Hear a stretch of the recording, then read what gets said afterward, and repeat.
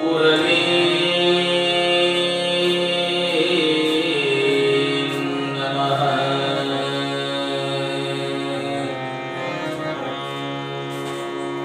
ಓಂ ಶ್ರೀ ಗಜಾನನ ಭೂತಗಣಾಧಿಪತಯೇ ಸೇವಿತಂ ಕಪಿತಜಂಬೋ ಫಲಹಾರರಕ್ಷಿತಂ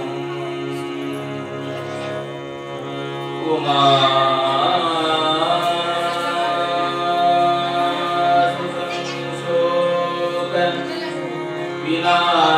ವಿನಾಶಕಾರಣಂ ನಮಾಮಿ ವಿಘ್ನೇಶ್ವರ ಪಾರ್ವತಂ ನಮಾಮಿ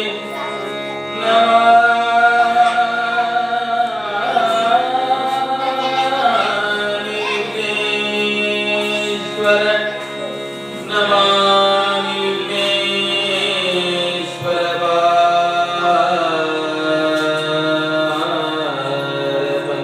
ಪಾದಪಂಕಜಂ.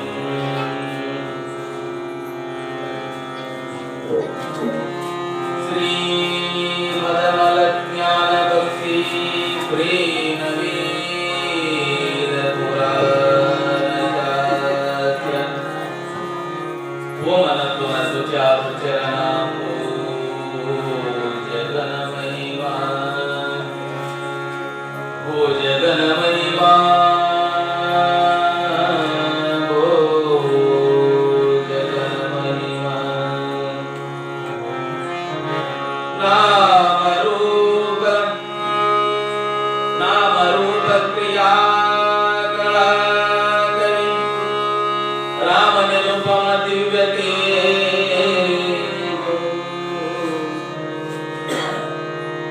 ವ್ಯೋಮಮೂರ್ತಿ ಗುರುಗುಹೇಶ್ವರ ಲಿಂಗ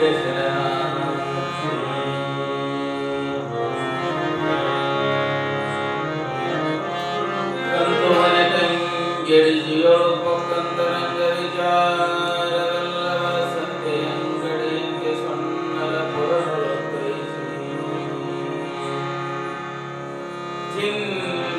ಚಿಂತಿತಾರ್ಗರಿಗೆತ್ತ ನಿರಂತರ ನಿಗರಿಗರಿವನೇವ ಮಹಾಂತನೆನಿಸಿದ ಸಿದ್ದರಾಮಯ್ಯಗೆ ಶರಣಾರ್ಥಿ. ಮಹಾಂತನೆನಿಸಿದ ಸಿದ್ದರಾಮಯ್ಯಂಗೆ ಶರಣಾರ್ಥಿ. ಆ ಮಹಾಶಿವಲಿಂಗ ಸುಂದರ ಪ್ರೇಮಿಯಾಗಿಸಿ ವೈಶ್ಯಪದವನ್ನು ನೇಮಿಸಿದ ಮಹಾದೇವಿಯಕ್ಕಗೆ ಶರಣು ಶರಣಾರ್ಥಿ.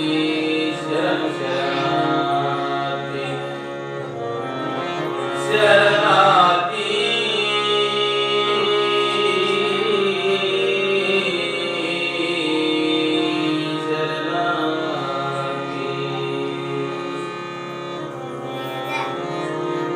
जय मंगलम जय पार्वतीश्वर हर हर महादेव हर हर महादेव. श्री जगद्गुरु साधु चक्रवर्ती श्री सिद्धार्थ महाराज की, श्री सद्गुरु गुरुनाथ महाराज की, श्री गुरु कुलस्वर गोविंद महाराज की, श्री सुशलाल श्री श्री योगीश्वर महाराज की, सकल साधु संत महाराज की जय. जय मंगलम जय पार्वतीश्वर हर हर महादेव हर हर महादेव.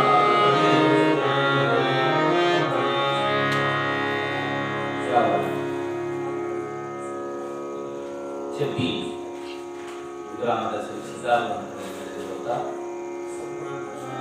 ಶ್ರಾವಣ ಮಾಸದ ಅಂಗವಾಗಿ ನಡೆದಿರುವಂತಹ ಶ್ರೀ ಶಿಶುನಾಳ ಶಿವಸ್ವಾಮಿಯವರ ಜೀವನ ಚರಿತ್ರೆ ಪುರಾಣ ಪ್ರವಚನದ ಪ್ರಾರಂಭದಲ್ಲಿ ತಮ್ಮ ಬದುಕಿನುದ್ದಕ್ಕೂ ಎಲ್ಲರ ತಾಪವನ್ನು ಕಳೆದರೂ ವಿನಃ ಒಬ್ಬರಿಗೆ ಶಾಪವನ್ನು ಕೊಡಲಿಲ್ಲ. ಶಾಪವನ್ನ ಕೊಡುವಂತವನು ಮಹಾತ್ಮ ಅಲ್ಲ, ಶಾಪವನ್ನ ಕೊಡುವಂತವನು ಗುರು ಅಲ್ಲ, ಶಾಪವನ್ನ ಕೊಡುವಂತವ ಎಂದು ದೊಡ್ಡವಲ್ಲ. ಜನರ ತಾಪವನ್ನ ಕಳೆಯುವ ಬಹಳ ದೊಡ್ಡವ ಅಂತ ಹೇಳಿದವರು ನಮ್ಮ ಸಿದ್ಧಾರ್ಥ ಮಹಾಸ್ವಾಮಿ. ಎಷ್ಟು ಸಮಸ್ಯೆಗಳು ಬಂದ್ರು, ಎಷ್ಟು ನೋವು ಬಂದ್ರು, ಅವರು ಒಬ್ಬರಿಗೆ ಸಹಿತವಾಗಿ ಅವರು ಶಾಪವನ್ನು ಕೊಡಲಿಲ್ಲ. ಗುರು ಗೋವಿಂದ ಭಟ್ಟರು ಶಿಶುನಾಳ ಶರೀಫರಿಗೆ, ಶರೀಫ ನಿನ್ನ ನೋವು ನಿನಗಿರಲಿ, ನೋವನ್ನ ನುಂಗು, ಸುಖ ಹಂಚೋಗು, ತಾಯಿಯಿಂದ ಶಕ್ತಿ ಕೊಟ್ಟಾಳ ಅನ್ನುವಂತ ಮಾತನ್ನು ಹೇಳಿ ಕಳಿಸಿದ್ರು. ಶಾಪವನ್ನು ಕೊಡಬೇಡ, ನೋವು ನುಂಗು, ಸುಖ ಹಂಚು. ನೋಡಿ ಅಂತ ಮಾತಿದೆ. ಅಂತ ಮಹಾತ್ಮರಾಗಿರ್ತಕ್ಕಂಥ ಸಿದ್ಧಾರ್ಥ ಕೋಲವೃತ್ತಿ ಚರಣಾರವಿಂದದಲ್ಲಿ ದೀರ್ಘದ ನಾಮಗಳನ್ನು ಸಮರ್ಪಣೆ ಮಾಡಿ. ಶಿಷ್ಯ ಅಂದ್ರೆ ಎಂತ ಶಿಷ್ಯ ರೀ? ಗುರುನಾಥರು ಎಂತ ಶಿಷ್ಯ, ಎಂತ ಗುರು, ಎಂತ ಶಿಷ್ಯ? ನ ಭೂತೋ ನ ಭವಿಷ್ಯತಿ. ಅರ್ಥೋ ಅರ್ಥಾರ್ಥಿ ಜಿಜ್ಞಾಸು ಜ್ಞಾನಿ. ನೋಡಿ ಶಿಷ್ಯರೊಳಗೆ ನಾಲ್ಕರಾದ ಆರ್ಥೋ ಅರ್ಥಾರ್ಥಿ ಜಿಜ್ಞಾಸು ಜ್ಞಾನಿ. ಆರ್ಥೋ ಕೆಲಸ ಏನಪ್ಪಾ ಅಂತಂದ್ರ ಏನಾರ ರೊಕ್ಕ ಸಿಗ್ತೈತಿನ ಲಾಭ ಸಿಗ್ತೈತಿನ ಅಂತಂದ್ರ ಆರ್ಥೋ. ಅರ್ಥಾರ್ಥಿ ಬೇಡ್ಕೊಳಕ್ ಬರಾವ ಅರ್ಥಾರ್ಥಿ. ಆರ್ಥೋ ಅರ್ಥಾರ್ಥಿ ಜಿಜ್ಞಾಸು ಅಂದ್ರೆ ಒಂದ್ ಸ್ವಲ್ಪ ಊರ್ತಿನವ್ರೆ. ಗುರು ದೇವರು ನನಗೆ ಕೊಡ್ಲಿ ಬಿಡ್ಲಿ, ನಮಸ್ಕಾರ ಮಾಡಿ ಕುಂತು ಪ್ರವಚನ ಕೇಳಿ ಬರ್ತೇನಪ್ಪ, ನನಗೆ ಸಾಕು ಅಂತ ಜಿಜ್ಞಾಸು. ನನಗೇನು ಬೇಡ, ನೀನು ನಾನಾಗುವಂತ ತತ್ವವನ್ನ ಹೇಳುವಂತವ ಏನದಲ್ಲ ಅವ ಜ್ಞಾನಿ. ಅವ ಯಾರಪ್ಪ ಅಂದ್ರೆ ಮಹಾತ್ಮನಾಗಿರ್ತಕ್ಕಂಥ ಗುರುನಾಥರೂಢರು ಅನ್ನುವಂತ ಮಾತನ್ನ ನಾನು ಗಮನಿಸ್ತೀನಿ. ಗುರುನಾಥರೂಢರು ಏನನ್ನೂ ಬಯಸಲಿಲ್ಲ, ಕೀರ್ತಿಗಳನ್ನು ಸಹಿತ, ಕೀರ್ತಿ ಪ್ರಶಸ್ತಿ ಪುರಸ್ಕಾರ ಮಾನ ಮನ್ಯನೆ ನಿರ್ವಿಕಲ್ಪ ಸ್ಥಿತಿಯೊಳಗೆ ಹೋಗ್ಬಿಟ್ಟ ಗುರುನಾಥರು. ಅಂತ ಸ್ಥಿತಿ, ಅಂತ ಗುರುವರ್ಯರಾಗಿರ್ತಕ್ಕಂಥ ಗುರುನಾಥರು ದಿವ್ಯ ಚರಣಾರವಿಂದಗಳಲ್ಲಿ ಹಣೆ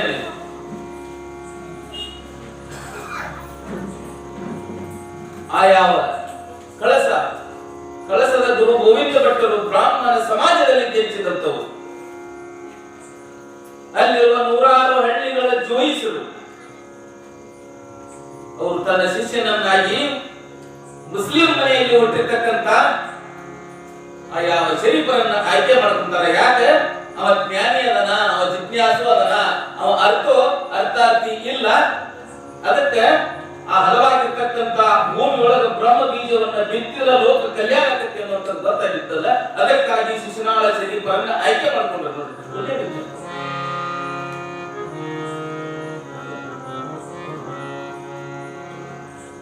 ಅಂತ ಮಹಾತ್ಮನಾಗಿರ್ತಕ್ಕಂಥ ಗುರು ಗೋವಿಂದ ಭಟ್ಟರ ಶ್ರೀ ಚರಣಾರವಿಂದಗಳಲ್ಲಿ ತುಂಬೃದಯದ ಶರಣಾರ್ಥಿಗಳನ್ನು, ಅವರ ಪಾದತಿಗಳನ್ನು ನನ್ನ ತಲೆ ಮೇಲೆ ಹೊತ್ತುಕೊಂಡು ಅವರ ಶಿಷ್ಯರಾಗಿರ್ತಕ್ಕಂಥ ಶಿಶುನಾಳ ಶರೀಫ ಶಿವಯೋಗಿ, ಶಿಶುನಾಳದ ಬಯಲು ಬಸವ ತನ್ನ ನಾಮಾಂಕಿತವನ್ನು ಇಟ್ಟುಕೊಂಡು ಶಿಶುನಾಳದ ಬಯಲು ಬಸವನನ್ನ ಆರಾಧನೆ ಮಾಡ್ತಾರೆ. ಆ ಬಯಲು ಬಸವನನ್ನು ಆರಾಧನೆ ಮಾಡಿ ಗುರುವನ್ನು ವಹಿಸಿಕೊಂಡು ಕಾರಲಿಂಗರಿಂದ ಜನ್ಮವನ್ನು ತಾಳಿ ಎಲ್ಲಿ ಕೈಲಾಸ, ಎಲ್ಲಿ ಎಲ್ಲಿ ಕೈಲಾಸ ನೋಡ್ಕೊಂಡು ಹೋಗೋದೈತೆ. ಕೈಲಾಸ ನಾವು ಹೋಗಿದ್ದೆ, ಕೈಲಾಸಕ್ಕೆ ನಾವು ಕೈಲಾಸಕ್ಕೆ ಹೋಗಿದ್ದೀವಿ. ನೀವು ಹೋಗಿ ಯಾರು ಕೈಲಾಸಕ್ಕೆ ಹೋದವ್ರು ಯಾರು ಹೋಗಲವ್ರು, ಯಾರು ಹೋಗಿ ಅಂತೀವಿ? ನಾವು ಹೋಗಿಲ್ಲ ಅಂತೀವಿ. ಹೋಗಿಲ್ಲ ಅಂದ್ರೆ ನೀವು ಹೋಗಿಲ್ಲ ಅಂತೀವಿ. ನಾವೆಲ್ಲ ಕೈಲಾಸ ಕಡೆ ಬಂದವ್ರ ಎಷ್ಟು ಸಲ ಹೋಗ್ತೀವಿ, ಎಷ್ಟು ಸಲ ಹೋಗ್ತೀವಿ. ಎಲ್ಲ ತಿರುಗುವುದು 11 ಪೇರಿ ಅಂತ ಹೇಳ್ತಾರೆ. ಸಿದ್ಧತೆಯಲ್ಲಿ ಏನು ಕೈಲಾಸ ಧಾಮವನ್ನು ನಿರ್ಮಾಣ ಮಾಡಿರ್ತಕ್ಕಂಥ ಶಿಶಾಳ ಶರೀರ ಶಿವಗಳ ದಿವ್ಯ ಚರಣಾರವಿಂದಗಳಲ್ಲಿ ವಂದನೆಗಳನ್ನು ಸಮರ್ಪಣೆ ಮಾಡಿ ನಾಡಿನ ಎಲ್ಲ ಶ್ರೀ ಗುರುವರೆಯರಲ್ಲಿ ಮನೆ ಮನೆಗೆ ಅವರ ಪಾದವನ್ನು ಮಂದಿರದಲ್ಲಿ ಸ್ಮರಣೆಯನ್ನು ಮಾಡಿಕೊಂಡು ಇವತ್ತಿನ ಈ ಕಾರ್ಯಕ್ರಮಗಳು ಸಂಗೀತ ಸೇವೆಯನ್ನು ನೀಡಲು ಆಗಮಿಸಿರುವಂತ ಪ್ರಪ್ರಥಮವಾಗಿ ನನ್ನ ಸಂಗೀತವನ್ನು ಕಲಿಸಿದವರು ಯಾರಪ್ಪ ಅಂತಂದ್ರೆ ನಮ್ಮ ಸಂಗೈನವರು ನಾನು ಗೌಡ ಶಾಲೆಯೊಳಗ ಹೆಲ್ತ್ ಓದ್ತಿದ್ದೆ ಅವಾಗ ಇವ್ರ ಹತ್ರ ಹೋಗ್ತಿದ್ದೆ ಸಂಗೀತ ಕಲಿಯಾಕ ಅಲ್ಲಿ ಏನಕ್ಕಿತ್ತಂದ್ರಿ ಇವರು ಹಗಲಿ ಸಂಗೀತ ಹೇಳಲ್ಲ ರಾತ್ರಿ ಸಂಗೀತ ಹೇಳಲ್ಲ ಇಷ್ಟೊತ್ತಿನ 10 ಗಂಟೆ 11 ಗಂಟೆ ಮೇಲೆ ಆರಾಮ್ ನೋಡ್ರಿ ಅವಾಗ ನಮ್ಗೆ ಅವರು ಯಾವ ಮೊದಲು ಹೇಳಿದ ರಾಗ ಬಿಪ್ಲಾಸ್ ರಾಗ ಹೇಳಿದ್ರು ಬಿಪ್ಲಾಸ್ ರಾಗವನ್ನು ಕಲಿಸಿಕೊಟ್ಟು ಸರಳಿ ಜಂಟಿ ಅಲಂಕಾರಗಳನ್ನು ಕಲಿಸಿದ್ರು ಅವ್ರ ಕಡೆ ಕುಂಕುಮ ಕಲಿತು ಒಳ್ಳೆ ಮಲ್ಕೊಳಕ್ ನಾನು ಆ ಗೌಡ್ರ ಕಟ್ಟಿಗೆ ಬರ್ಬೇಕಲ್ರಿ ಗೌಡ್ರ ಮನ್ಯಾಗ ಶಾಲಿತ್ತು ಆ ಗೌಡ್ರ ಕಟ್ಟಿಗೆ ಬರ್ಬೇಕಲ್ಲ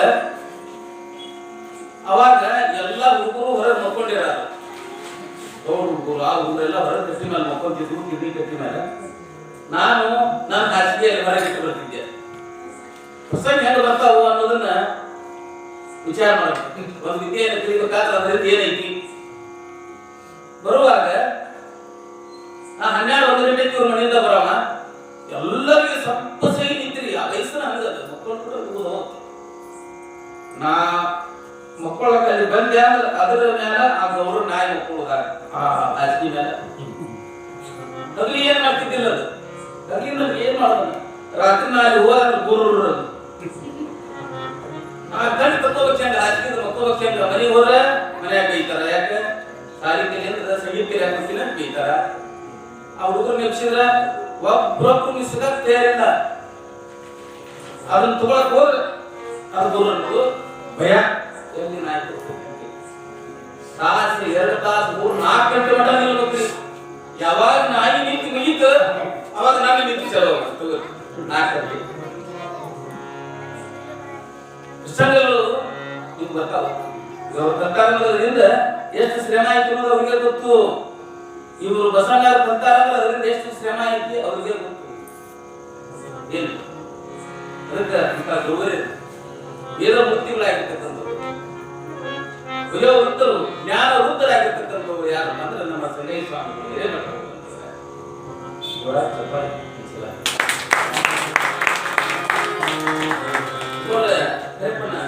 ಚಪ್ಪಾಳಿ ಹೊಡಿಯೋದು ಮಷಿನ್ ಬಂದಾವ ಇತ್ತಿತ್ತ ಅದನ್ನೊಂದು ತಂದು ಇಟ್ಕೊಂಡ್ಬಿಡ್ತಾರೆ ಯಾವಾಗ ಒಂದು ಚಪ್ಪಾಳಿ ಕೇಳ್ಕೊಂಡು ಪಡ್ಕೊಂಡು ಬಂದ್ಬಿಟ್ಟಿದೆ ನಮ್ಗೆ ಏನ್ ಬೇಕಾಗಿದ್ದಿ ಅನ್ನೋದ್ರೆ ಏನ್ ಮಿಷನ್ ಮಾತ್ರ ಬಂದಾವ ನೋಡಿ ಬಂದೇನಿ ಅದು ಮೊದಲು ಒಂದು ಸ್ವಲ್ಪ ಇಟ್ಟಿದ್ದು ಸಾಕು ಆಕ್ಷನ್ ಚಪ್ಪಾಳಿ ನಾವು ಖುಷಿ ಆಗತ್ತಿ ಸಾಕು ಅದಕ್ಕೆ ಅವರಿಗೆ ತುಂಬ ಹೃದಯದ ಶ್ರೀಪಾದಗಳನ್ನು ಸಮರ್ಪಣೆ ಮಾಡಿ ತಬಲಾ ಸೇವೆ ಮಾಡ್ತಿರುವಂತಹ ಬಸವಣ್ಣನ ಬೆನ್ನಿಯು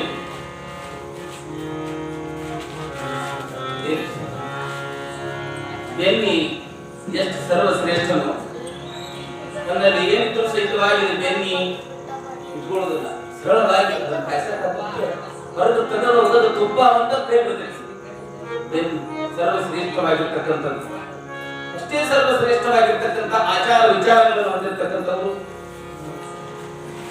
ನೇರ ನಿಷ್ಠುರವಾಗಿರ್ತಕ್ಕಂಥವ್ರು ಮಾನಾಪಮಾನಗಳನ್ನು ಎದುರಿಸಿ ನಾನು ಇಲ್ಲಿ ನಿಂತು ಈ ಕಾರ್ಯಕ್ಷೇತ್ರವನ್ನು ಮುನ್ನಡೆಸ್ತೀನಿ ಅನ್ನುವಂಥವ್ರು ಯಾರಪ್ಪ ಅಂತಂದ್ರೆ ನಮ್ಮ ಬಸವಣ್ಣನವರು ಬೆನ್ನಿಯವರು ಅಂತ ನಾನು ಹೇಳ್ತೀನಿ ಒಳ್ಳೆ ಕೆಲಸ ಮಾಡೋದನ್ನ ಒಳ್ಳೆಯವ್ರನ್ನ ಪ್ರಶಂಸೆ ಮಾಡ್ಬೇಕಂತೈತಿ ನಾವೇನ್ ಕೊಡೋದೈತಿ ಏನ್ ತಗೊಳ್ಳೋದೈತಿ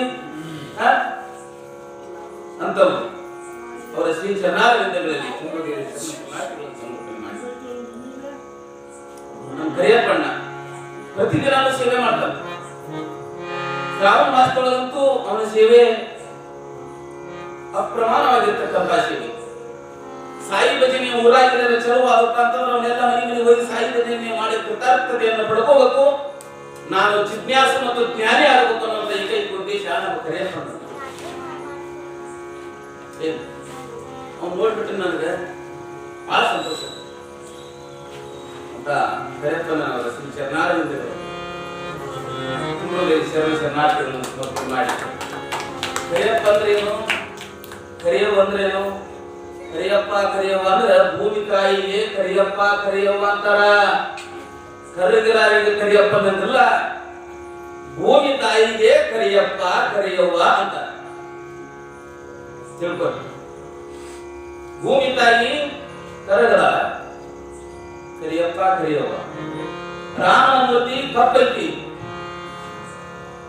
ಹೌದ್ರೆ? ಕೃಷ್ಣನ ಮೂರ್ತಿ ಕಪ್ಪೈತಿ, ವಿಠಲನ ಮೂರ್ತಿ ಕಪ್ಪು ಬರುತ್ತೈತಿ. ಎಲ್ಲ ದೇವರ ಮೂರ್ತಿಗಳನ್ನ, ಬಹಳಷ್ಟು ಮೂರ್ತಿಗಳನ್ನ, ಬದಲಿನ ಮೂರ್ತಿಗಳನ್ನ ನೀವು ನೋಡಬಹುದು, ಹೋಗ್ರಿ ಕಪ್ಪು ಬಣ್ಣದವು. ಅದಕ್ಕೆ ಕರಿಯಪ್ಪ ಕರಿಯವ್ವ ಅನ್ನುವಂತ ಹೆಸರು ಬಹಳ ದೊಡ್ಡದು. ಅದು ಬಣ್ಣದ ಸಂಬಂಧ ಇಲ್ಲ, ಅದು ಒಳಗಿನ ವ್ಯಕ್ತಿತ್ವಕ್ಕೆ ಸಂಬಂಧ ಐತಿ.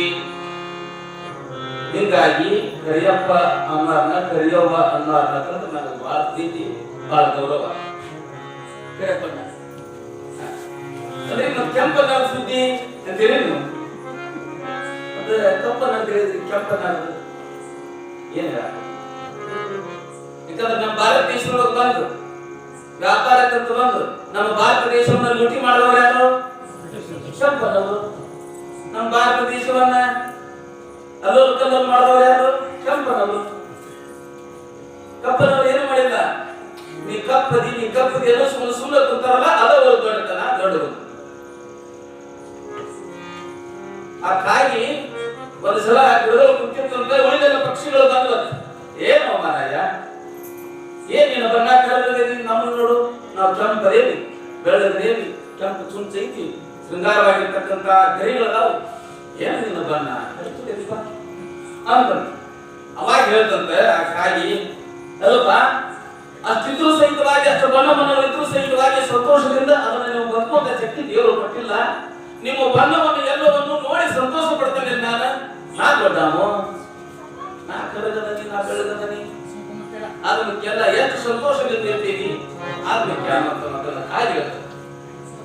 ಹಂಗ ಆ ಕರೆಯಪ್ಪನವರಿಗೆ ಮಾಡಿ ನಮ್ಮ ಗೌರಿ ಸಾಗಿದೆ. ಕೊನೆಯ ದಿವಸ ಹೋಳಿಗೆ ಊಟ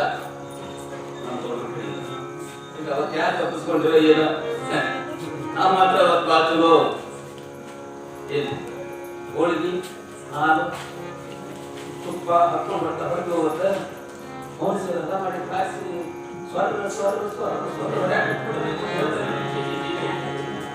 ನೋಡ್ಬೇಕಾದ ರುಚಿ. ಹಿಂಗೆ ನೀವು ತಗೊಂಡು ಹಿಂಗೆ ಹೋಳಿಗೆ ಹಾಕೋಬೇಕು, ಆ ಮನಕೈ ಬಿಟ್ಟಾಗ ಹಾಲು ತುಪ್ಪ ಹತ್ತಿಗಳ ನಿಂತಿದ್ದೆ ಎತ್ತುಕೊಳ್ಬಾರ್ದು, ಅದನ್ನ ಎತ್ತುಕೊಳ್ಬಾರ್ದು. ನಂಗೆ ಐತದ ಅದನ್ನೊಂದು ಕಾಯಿಸಿ ನೋಡಿ ನೀವು ಮನುಷ್ಯರೆಲ್ಲ ಮಾಡಿ ನೋಡಿ ನೋಡಿ ಯಾಕಂದ್ರೆ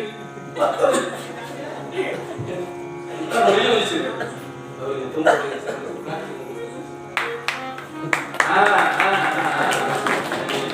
ವಿಷಯ ಮತ್ತು ನಮ್ಮ ಪೊಲೀಸ್ ಇಲಾಖೆ ಅನ್ನೋರು ಕಾಳೆ ಅನ್ನೋರು ಬಂದ ಮಾಡಿ. ಯಾಕಂದ್ರೆ ಆರಕ್ಷಕ ದಳ ಅಂತಾರ, ರಕ್ಷಕ ದಳ ಅಂತಾರ.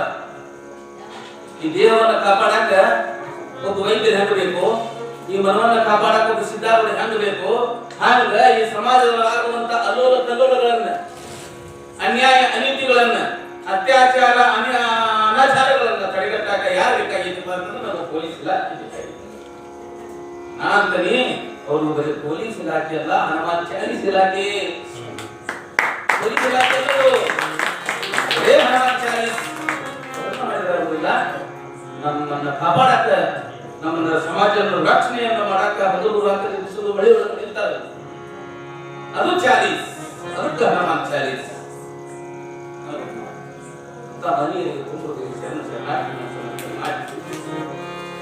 ನಮ್ಮ ಚಂದ್ರನ ಪ್ರತಿ ವರ್ಷ ಬಂದವರು ವಿಡಿಯೋ ಮಾಡ್ತಾರೆ. ತೆಗಿತಾರೆ ಮತ್ತೆ ಸೇವಾ ಮಾಡ್ತಾರ ತಾಯಿಯವರು ಕರ್ಕೊಂಡ್ ಬರ್ತಾರೆ ಸೇಮ್. ಯಾಕಂದ್ರೆ ಫಾದರ್ಸ್ ಏನಾಗಿತ್ತು ಆ ಕಡೆ ಏನಾಗಿತ್ತು ಅನ್ನೋದನ್ನ ನಮಗ ನಿಮಗ ನೋಡಾಕ ಹಿಸ್ಟ್ರಿಕಲ್ ಮ್ಯಾನ್ ಯಾವುದು ಯಾರಿಗೆ ಕಾಣಿಸೋದಲ್ಲೋ ಅದನ್ನ ಕಾಣಿಸ್ಬೇಕು ಅಂತೇಳಿ ಅವ್ರು ಬಂದು ಸೇವಾ ಮಾಡ್ತಾರಲ್ಲ ಚಂದ್ರನ ಅವ್ರಿಗೆ ಸಹಿತ ಮತ್ತು ಇವತ್ತಿನ ಪ್ರಸಾದ ಸೇವೆಯನ್ನ ಮಾಡಿದಂಥವು ನಮ್ಮ ಶಿವಲಿಂಗನವರು. ಇವತ್ತಿನ ಪ್ರಸಾದ ಸೇವೆಯನ್ನ ಮಾಡಿದವರು ಶಿವಲಿಂಗನವರು. ಮತ್ತು ಅವ್ರ ಜೊತೆಗೆ ಯಾರಿಗ ನೇಮಿನಾಥ್ ಅವರು ಗೆಳೆಯರು. ಅವರಿಗೆ ನಾವು ಗೆಳೆಯರು ಏನ್ರಿ ನಮ್ಮ ಸ್ನೇಹಿತರು. ಅವರು ಪ್ರಸಾದ ಸೇವೆಯನ್ನು ಮಾಡ್ಯಾರ. ಅವರಿಗೆ ಆ ಭಗವಂತ ಆಯುರ್ವೇದಕ್ಕೆ ಸುಖ ಸಂಪತ್ತನ್ನು ಕೊಡ್ಲಿ ಅಂತ ಹೇಳಿ ಅವರಿಗೆ ಸಹಿತವಾಗಿ ತುಂಬ್ರುಗೈ ಶರಣ ನಮ್ಮ ತಾಯಿಯರು, ನಮ್ಮ ಹಿರಿಯರ ಅಕ್ಕವರು ಮತ್ತೆ ನಮ್ಮ ಒಗ್ಗರಣೆ ಅಕ್ಕವರು ಹೇಳಿ ನಮ್ಮ ವೈನಿಯರು ಎಲ್ಲರೂ ಬಂದಾರ.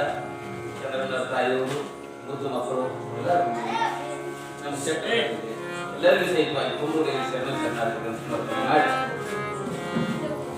ನಾವು ಮುಂದೆ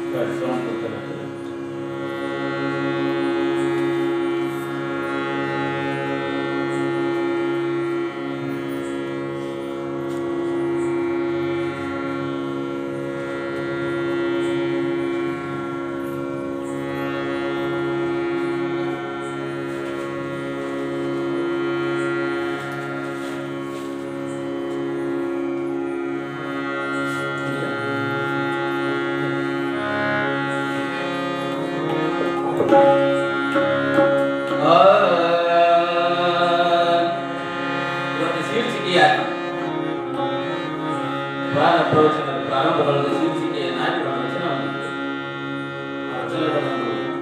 ನೋಡಿಕೊಂಡು ನಾವು ಮುಂದೆ ಹೇಳಿ ಆ ಶರಣ, ಆ ಮಹಾತ್ಮ, ಆ ಜ್ಞಾನಿ ಯಾವಾಗಲೂ ಆ ನಿರ್ಮಿತ ಸ್ಥಿತಿಯೊಳಗೆ ಹೆಂಗಿರ್ತಾನ ಅನ್ನುವಂಥದ್ದನ್ನ ಈ ವಚನದ ಮುಖಾಂತರ ಹೇಳ್ತಾರೆ.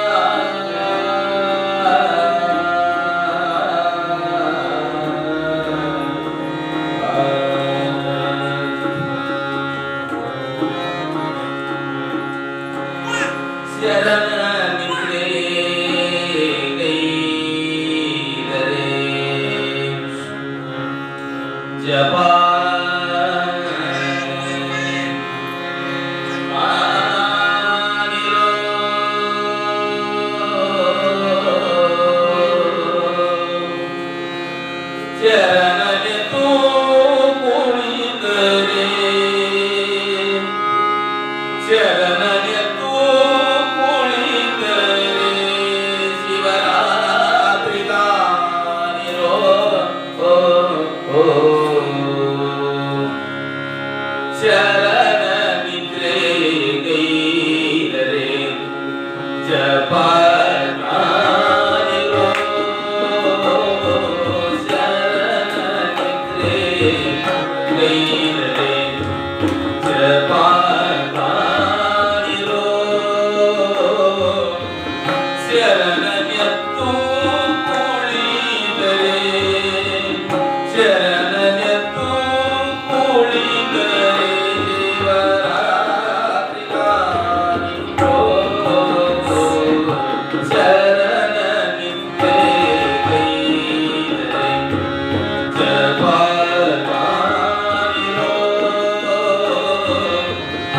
ಶರಣನೆಂದು ಕುಳಿತರೆ ಶರಣನೆಂದು ಕುಳಿತರೆ ಜೀವರಾತ್ರಿ ಕಾಣಿರೋ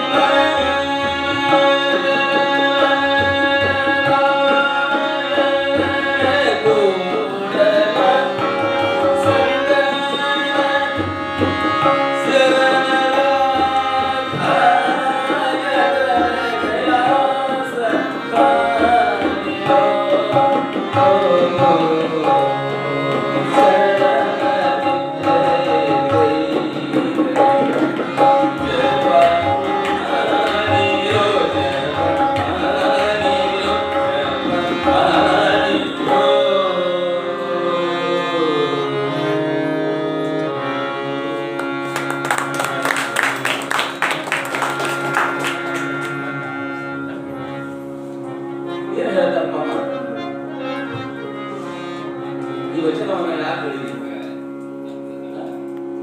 ಏನಿದೆ ಅರ್ಥ?